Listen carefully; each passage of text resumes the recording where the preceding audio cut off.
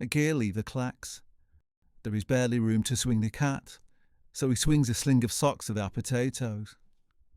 He's mending the bicycle, sat on a soapbox with his shorts on, wholly bored. What scientific mechanism can this be? Porthole to cosmos, of course. Jules Verne wouldn't thank you, but pedal back with chipping wheel, it's a space-time continuum might be. Splat on the wall, accident on re-entry, the disastrous consequences of. Theories of flesh and instruments fused to form a human being with strength unfold. He swigs his Vimto, picks at scap. It is a long summer holidays, 6 weeks of this and that. What salves sunburn? Back of the net with a lollipop, spit. Ponce in the shade, as Mum said. Doing some chores to take your mind off, which lets it run away to places strange and magnificent. Bizarre will to creatures with octopus's arms, defying gravity to squish him. A ray gun he fires to flee, girl on his arm. Fey rape the 31st century, who screams, but he's descendant of Dan Dare.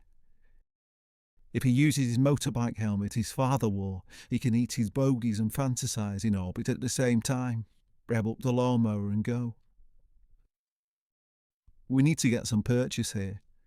Foothold where and why this story's told, otherwise it's dreaminess, shorn of any relevance.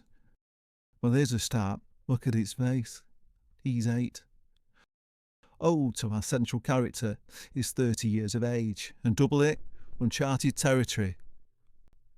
The concept of house guest, lodger, mum's friend, who stayed when Dad was on the newspapers at night, but dived out the window when he came back for his sandwiches, was wreathed in mystery.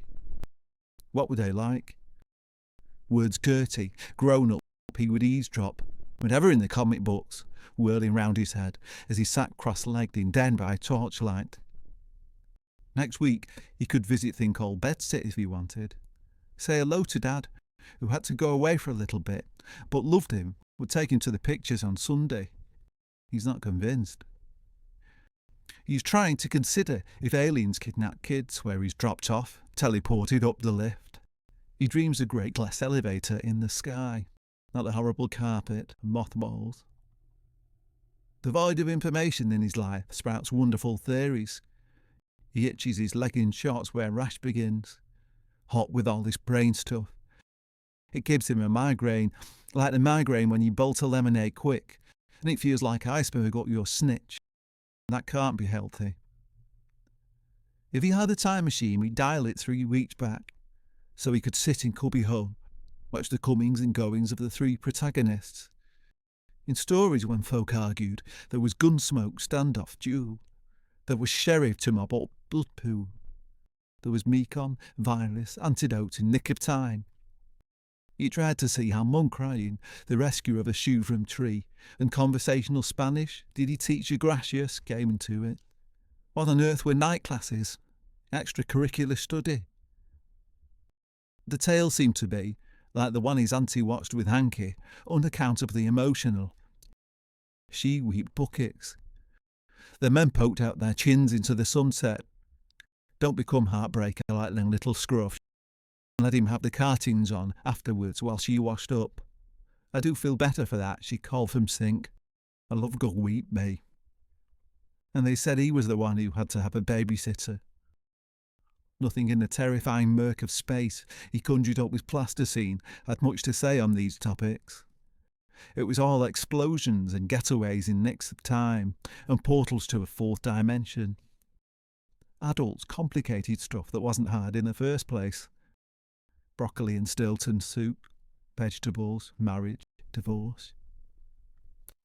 So no, he didn't like the look of where his dad rocked up when they drove past. He stuck to his guns.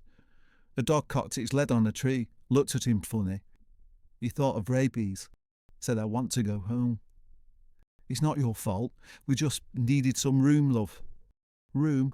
It was small, and hostel on the outside, when hotel was Hotel. Even he knew that, and he wasn't Vespeller in primary school. No, he'd figure it all out on his own. Dr. Doom was out to get him in the episodic tale begun July that went through August, and the space explorer, now capsized on moon of obscure origin, at a source spare parts for rocket ship. He'd see if he could venture on. The afternoon was make or break, man. He was not to be disturbed. Would lemonade as fuel for afterburn, and the socks whirling potatoes as distress call, he'd get some transport and find a method of repair to Warp Speed Drive. With transmutation out of shed, Dr. Doom, his nemesis, could zoom and not peg out while he waited for a shout. Someone to hear his SOS in the whole galaxy. It was like watching paint dry.